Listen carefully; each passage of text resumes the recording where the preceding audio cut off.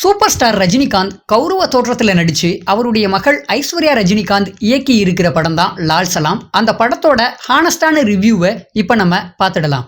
3 வைராஜா வை படங்களை தொடர்ந்து ஐஸ்வர்யா ரஜினிகாந்த் இயக்கி இருக்கிற 3வது படம் லால் சலாம். இந்த படத்துல விஷ்ணு விஷால், விக்ராந்த், கிரிக்கெட் வீரர் கபில் தேவ், நிரோஷா, தம்பி ராமையா, ஜீவிதா, செந்தில், தங்கதோர உட்பட பலர் நடிச்சிருக்காங்க.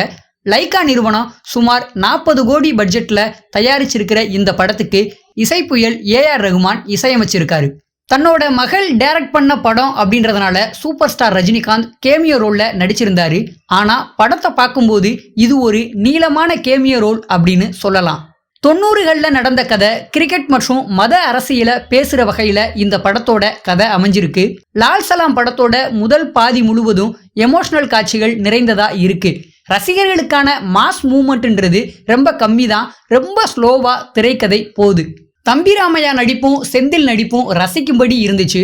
முதல் பாதியை பொறுத்த வரைக்கும் விஷ்ணு விஷால் சிறப்பா பண்ணியிருக்காரு. விக்ராந்தும் தன்னுடைய பங்குக்கு என்ன பண்ணணுமோ அதை சரியா பண்ணியிருக்காரு. முதல் பாதியில ரஜினிகாந்த் வெறும் 15 நிமிடம் மட்டுமே வந்தாலும் அது சிறப்பா இருக்கு.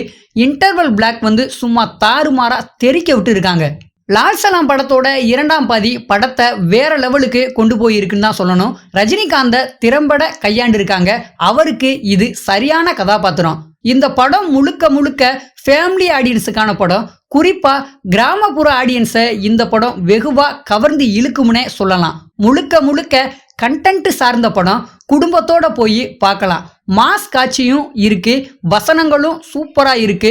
சூப்பர் ஸ்டாருக்கு வர்ற BGM எல்லாமே தரமா இருக்கு. மொத்தத்துல கிட்டத்தட்ட 1 மணி நேரத்துக்கு படத்துல ரஜினி வர்றாரு. இந்து முஸ்லீம் ஒற்றுமையை அழகா காட்டியிருக்காங்க ஐஸ்வர்யா ரஜினிகாந்த். படத்துல பவர்ஃபுல் மெசேஜை சொல்லி இருக்காங்க. இஸ்லாமிய கதாபாத்திரத்துல மொய்தீன் பாயா வர ரஜினி செம்ம மாசா இருக்காரு. குறிப்பா அவர் வர்ற சீன் எல்லாம் ரசிக்கும்படியா இருந்துச்சு. இது ஐஸ்வர்யா ரஜினிகாந்தோட கம்பேக் படமா இருக்கு. என் படத்துல ஹீரோ கதை தான்னு சொன்னாரு ஐஸ்வர்யா. அந்த ஹீரோ இப்போ ஐஸ்வர்யாவுக்கு கை கொடுத்துட்டாரு அப்படின்னு தான் சொல்லணும். எல்லாரும் கண்டிப்பா இந்த படத்தை தியேட்டர்ல போய் பார்க்கலாம். இந்த வீடியோ உங்களுக்கு பிடிச்சிருந்தா கண்டிப்பா லைக் பண்ணிட்டு கமெண்ட் பாக்ஸ்ல உங்களுடைய கருத்துக்களை பதிவிடுங்க. எங்க சேனலை சப்ஸ்கிரைப் பண்ணிட்டு உங்க நண்பர்களுக்கும் ஷேர் பண்ணுங்க.